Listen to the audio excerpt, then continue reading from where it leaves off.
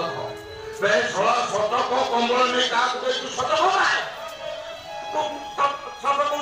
ସତ କହୁଛି ସତ କହୁଛୁ ତୁ ସତ କହୁଛୁ ଆଉ ମୁଁ କଣ ମିଛ କହୁଛି ତୋ ଭଳି ଚାକର ମାନଙ୍କ ପାଖରୁ କେମିତି ସତ କଥା ଆଦାୟ କରାଯାଏ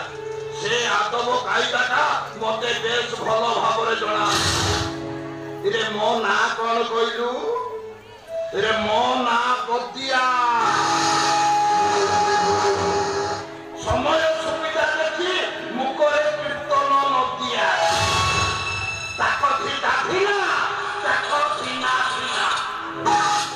ତମ ସହ ଚାକର ମାନଙ୍କ ପାଖରୁ କେମିତି ସତ କଥା ଆଦାୟ କରାଯାଏ ସେ କାଇଦା ଏ ପଦିଆକୁ ବେଶ ଭଲ ଭାବରେ ଜଣା ସତ କବେ କମଳ ନେଇ କାହାକୁ ଦେଇଛୁ ମୁଁ ସତ କହୁଛି ତୁ ଭଲରେ ମାନିବୁନି ଆଉ ତତେ ଛଳା ମାଛ ନିହାତି ଦରକାର ସତ କହିବୁ ନା ମାର ଖାଇବା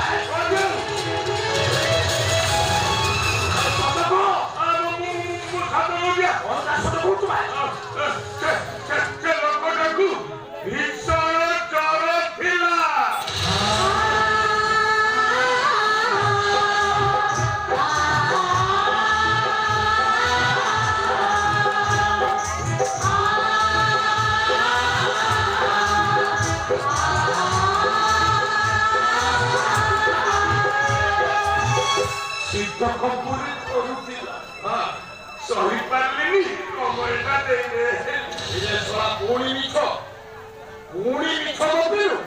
ଅନେଇଲୁ ଗାଲୁଆମି ଜମା କରନା ସତ ନ କହିବା ଯାଏ ବାଡ଼େଇ ତୋ ପିଠରୁ ଚମଡ଼ା ଉତାରିବେ ସତ କହୁଛୁ ମୁଁ ଶଳାଟି ତୋତେ ଖାଲି ବାଡ଼ଉଛି ସତ କହୁ ସତ ନ କହିବା ଯାଏ ତୋ ଆଣ୍ଠୁ ଗଣ୍ଠି ବାଡ଼େଇ ସତ କହେ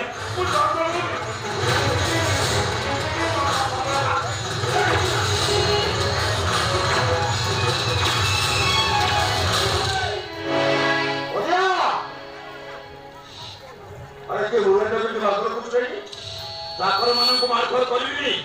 ଆଉ କଣ ଫୁଲ ଚନ୍ଦନ ଦେଇ ପୂଜା କରିଥାନ୍ତି ଯେ ଏଇଟା କଣ ପୂଜା କରିଥାନ୍ତି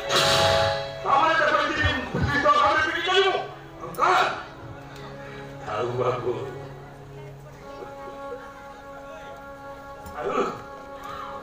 ଭୁଲ କରେ ତ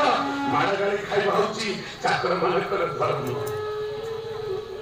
ମୁଁ ତ ଭୁଲ କରିଛି ମାଡ଼ ଗାଳି ଖାଇ ସେଥିପାଇଁ ମୁଁ ଯେତେବେଳେ ମନକୁ ପକଉନି ଆପଣ କାହିଁ ମନକୁ ମୁଁ ଯଦି କିଛି ଭୁଲ କରିଛି ତାହେଲେ ତମ ମନ ଶାନ୍ତି ବଜାଇ ମତେ ମାଲିକକୁ ଦେଖି ସାରିଲା ପରେ ମୁଁ ଅନେକ କଥାବାର୍ତ୍ତା କରୁଛୁ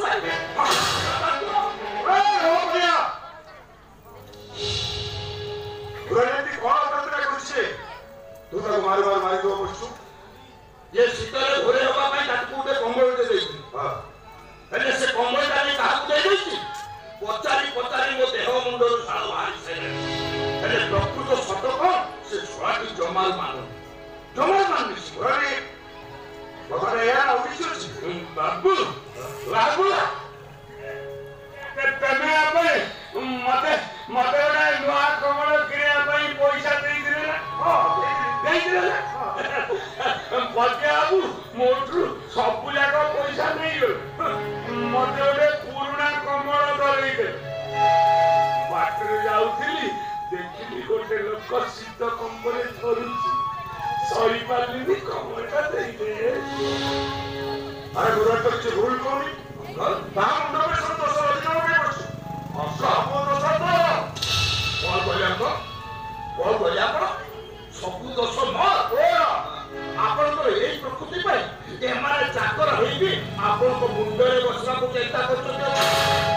ଏଭଳି ଚାକର ମାନଙ୍କୁ ଆପଣ ମୁଣ୍ଡରେ ବସାଇଲେ ଦିନେ ନା ଦିନେ ପସ୍ତେଇବେ ଆରେ ମୁଁ ମୁଣ୍ଡରେ ବସାଇବା କଥା କହୁନି ତା ଚରିତ୍ର ଯାହା ସେଇ କଥା କହୁଛି କଣ କହିଲେ ଆପଣ ଚାକର ମାନଙ୍କର ପୁଣି ଚରିତ୍ର ଏଭଳି ଚାକର ମାନଙ୍କର ଚରିତ୍ର ହଉଛି ଏମାନେ ମାଲିକ ମାନଙ୍କ ପାଖରେ ଗୋଟାଏ କୁକୁର ଆଉ ଏଇଟା ଠିକ ସେମିତି ଏ ଘରେ ଗୋଟେ କୁକୁର ଚାକର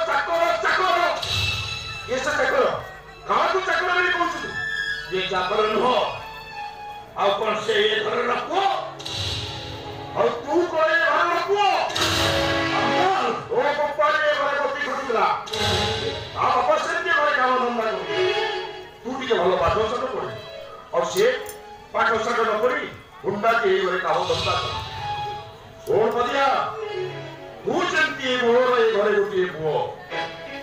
ମୁଁ ଆଣିବି ଏ ଘରେ ମୋର ସେମିତି ଆଉ ଗୋଟିଏ ପୁଅ ଆଉ ବାବୁ ଆଉ ମୋ ପାଇଁ ଗୋଟେ ହୁଙ୍ଗା ମୂର୍ଖ ପାଇଁ ନିଜ ନିଜ ଭିତରେ ଝଗଡ଼ା କରିବାଟା ଜମା ଠିକ ନୁହେଁ ବାବୁ